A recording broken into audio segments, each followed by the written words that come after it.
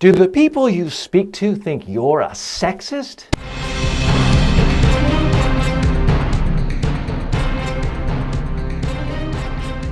Speaking, the show about effective speaking in public, to the media, at work, and in life.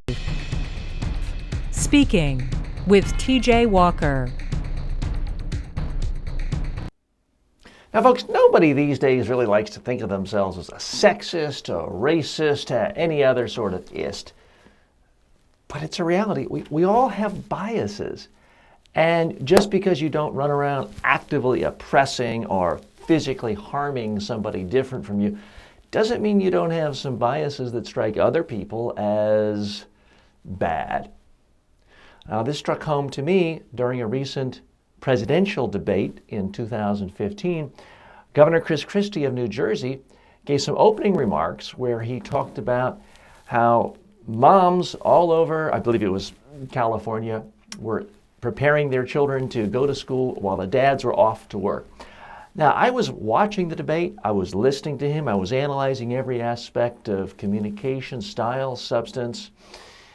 And I have to tell you, until the next day when other people were commenting on how sexist Chris Christie was, to sort of assume in 2015 that the women were stay-at-home moms and the dads were the only ones making money, it completely went over my head. Now, does this mean I am some sort of evil sexist who goes around trying to oppress women and force women to conform into sexist stereotypes? I hope not. I don't think so. I think of myself as a feminist.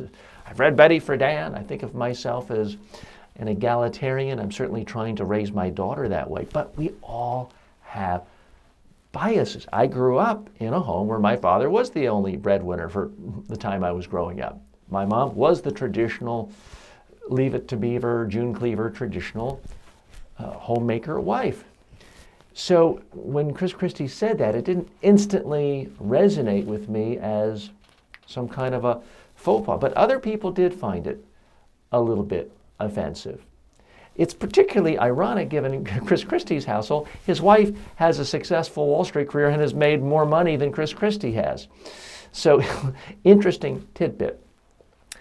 I can also tell you, earlier in my career, I had a PowerPoint slide that I thought was funny and demonstrated what I wanted people to do with their speaking message points for media interviews that were over the phone. I wanted them staring at it. So I had a picture of somebody whose eyes were bugging out.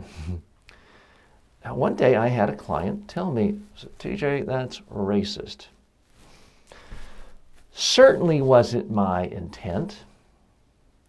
Did I want to debate my client and tell him, no, he's wrong for thinking that picture is racist? Well, that's like trying to argue with someone over whether a joke is funny or isn't funny. It's something each individual gets to decide on their own. So what did I do? I just switched out the photo because if it bothers this guy and this guy thinks it's racist, maybe other people would think it's racist or find it offensive or distracting. That wasn't my intent with that PowerPoint slide.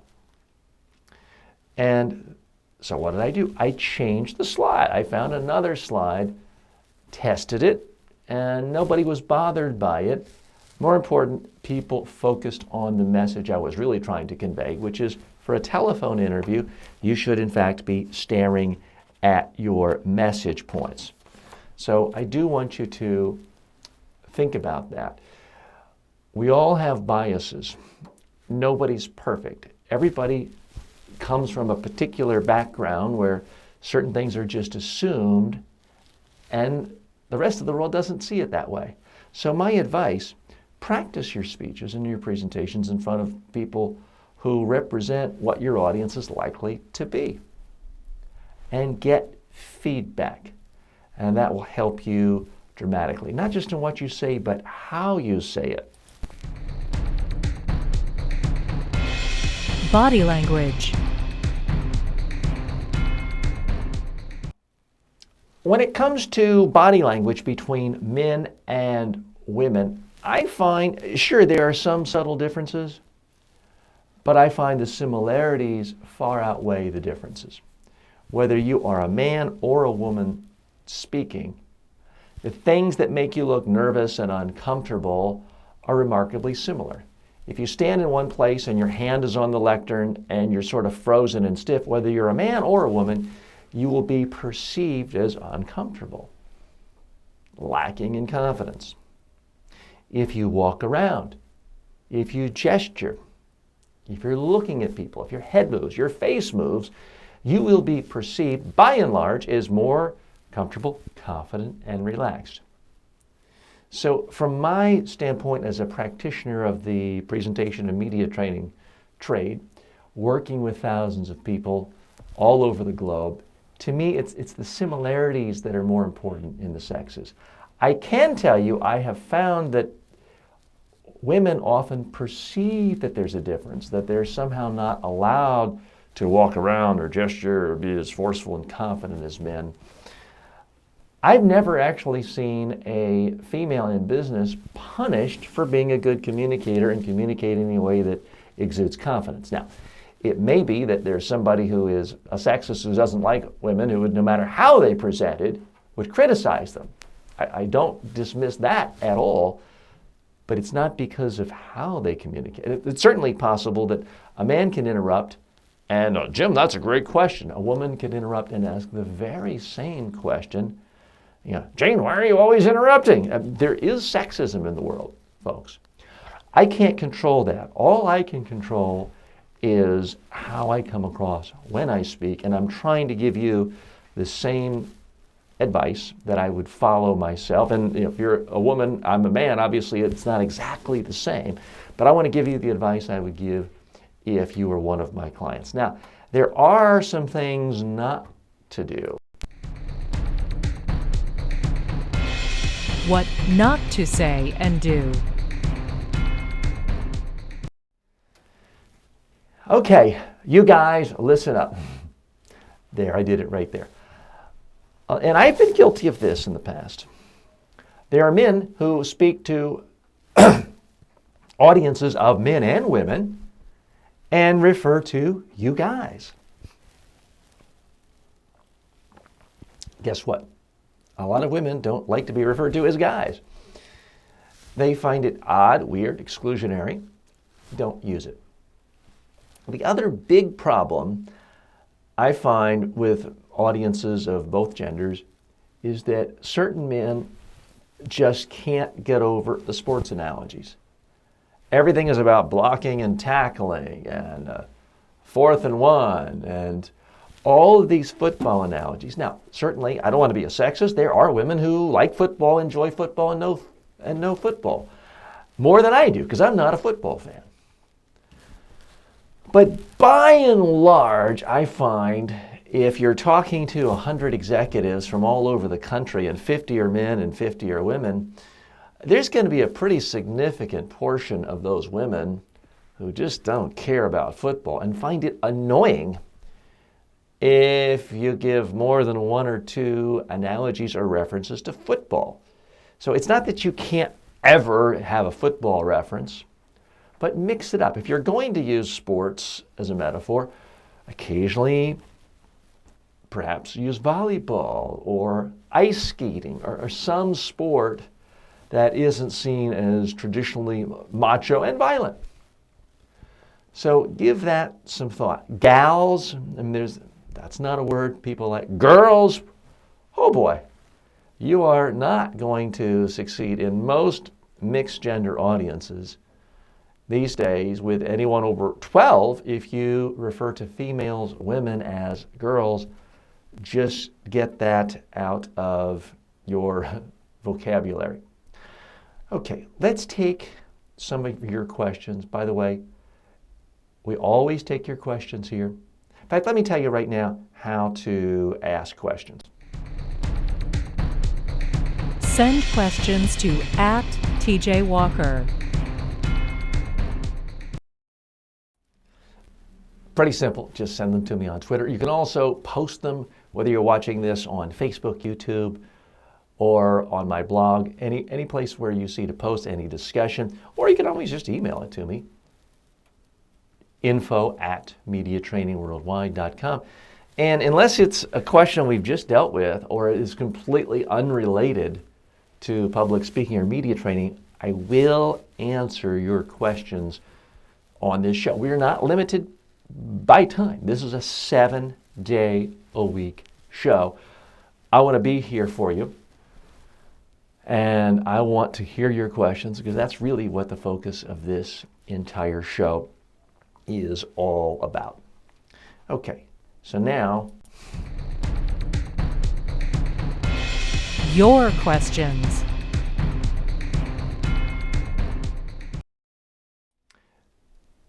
it is, in fact, time for your questions. A question I frequently get is, well, TJ, do I have to be politically correct all the time? Do I have to strip out all personality, walk on eggshells, get so afraid of ever offending anyone that I sound bland, boring, and generic? Well, no. You do need to know what resonates with your audience. Now, I am speaking to you, and this, I believe, is going to be studied for decades, so I don't think I'm dating myself, but I'm now speaking to you right at the beginning of January 2016. We've just gone through a 6-month period where Donald Trump has made statement after statement of wildly offensive comments considered sexist, racist, xenophobic, and the only thing that's happened to him is that his poll numbers have gone up among Republican voters. So it is simply not true that you can never have any personality, otherwise you're destined to fail. But, and this is a huge but, you have got to know your audience. If you are the CEO of a publicly traded corporation and your investors are a part of a wide swath of society in the U.S. and investors around the world, and many of your investors are teachers' funds and public pensions, and you were to say things similar to Donald Trump, I believe you would instantly lose your job, your stock price would tumble, you would face complete career humiliation and annihilation. So you've got to know your audience. Now, I'm not advocating that you run around saying wildly sexist, racist, obnoxious, xenophobic things, nor am I saying you can never have any personality and always worry about being politically correct.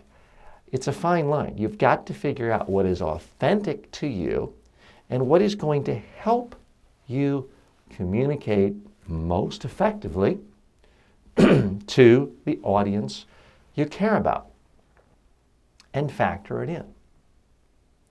That's what you've really got to focus on, because there are some speakers who have styles different from mine. They're wildly successful. Gary Vaynerchuk, the social media guru, sales guru from TV Wine Library fame, sprinkles the F word every 2 seconds in his keynote speeches. Well, he's getting 50,000 plus in his keynote speeches. I'm not. Does that mean you should start using the F word every other time to be like Gary Vaynerchuk? No. With his audience, which is quite often tech audiences, young male audiences in the tech world, it works. It comes across as completely authentic as who he is. If I start doing it, it would feel contrived. True story. I was once at a tryout for doing a TV show on something called the Pseudo Network. This was back during the first internet bubble, probably 1998. And they were appealing to a youth demo, and I was more youthful, almost 20 years ago.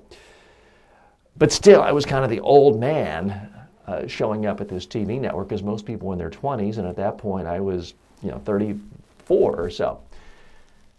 So they asked me, after I did my political commentary on the subject, they said, it's not bad, but it would really be a lot better if you could, sprinkle curse words out, drop an F-bomb here and there.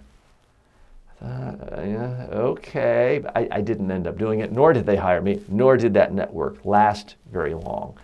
You can't be that phony, folks. You can't be that contrived. It just typically doesn't really work very well. So be purposeful. If you're going to say something that you think is even close to sexist, racist, xenophobic, ask yourself, are you certain this is what you want to communicate Don't be surprised. That's my main challenge to you. Do not be surprised after the fact. You need to have given it real thought in advance. A question for you. Well, now it's time for my question for you. I want to know, who do you think is the most sexist speaker that has national or international prominence today, or offensive, or racist? Who do you find as a speaker who just doesn't work for you personally? Doesn't matter if everyone else loves this person. Who do you find offensive? I'd like to know. Post your comment at TJ Walker on Twitter. By the way, we'll be coming to Snapchat soon, so if that's your preferred format, we're trying to make this show available to you in every single format. That's why we're on iTunes, audio, video, Facebook, YouTube, Vimeo, and a variety of places. But I want to know, who do you think is the most sexist, most offensive speaker out there? Post it on Twitter or send me an email, info@mediatrainingworldwide.com. Thanks for joining me today, and every day. You don't have to listen every single day, but if you want to be a great communicator, I can't think of a better way of spending 15 or so minutes on your way to work, listening or watching on the audio podcast or video podcast or on any other forum. So thanks so much. May all of your speaking opportunities in life be a huge success. Speaking with TJ Walker is the #1 rated daily streaming TV and radio show devoted to all aspects of speaking and communication. If you received value from this show, then please subscribe to it at mediatrainingworldwide.com. Please review the show, leave comments, and share it with your friends and colleagues today.